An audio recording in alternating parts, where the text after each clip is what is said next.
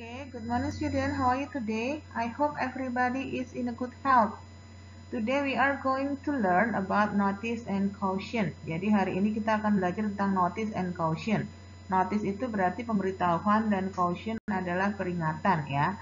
Kalau kalian mempelajari notice and caution, nanti kalian akan mempelajari imperative sentence atau kalimat imperatif yang digunakan untuk menyuruh ataupun melarang ya. Ya, caution is a warning ya. Jadi caution itu adalah peringatan.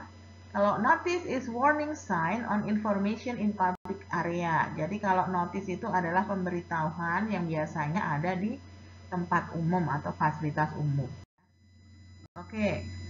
Now before we learn about the example of the notice and caution, you have to know about imperative form. Jadi biasanya notice atau caution itu dibentuk dari kalimat imperatif atau dalam bahasa Inggris disebut sebagai imperative form ya.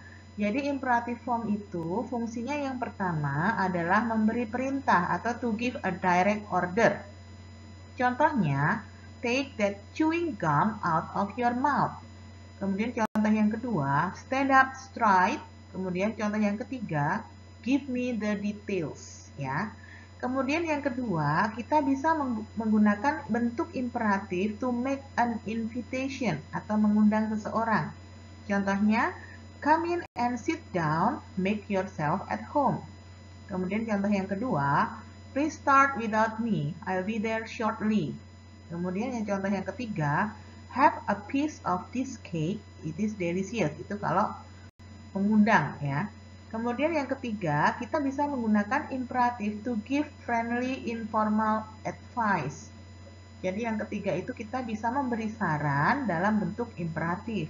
Contohnya, speak to him, tell him how you feel. Kemudian contoh yang kedua, have a quiet word with her about it. Ya, itu adalah saran ya. Kemudian yang ketiga, don't go, stay at home and rest up. Get some sleep and recover.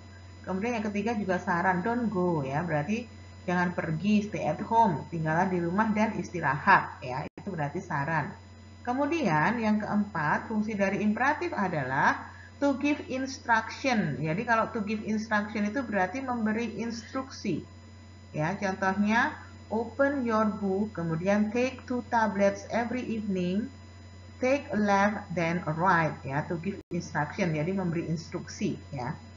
Kemudian we can use the imperative on sign and notice seperti yang disebutkan tadi. Jadi imperatif bisa digunakan untuk peringatan ya, sign, tanda-tanda, kemudian notice dan pemberitahuan. Contohnya push, do not use, insert $1 ya. Kemudian kita juga bisa membuat kalimat imperatifnya lebih sopan dengan menggunakan do. Tapi biasanya ini dalam bentuk spoken ya, bukan dalam bentuk written atau tertulis. Jadi kalau do di depannya itu biasanya dalam untuk kalimat diucapkan langsung, bukan dalam bentuk tertulis ya.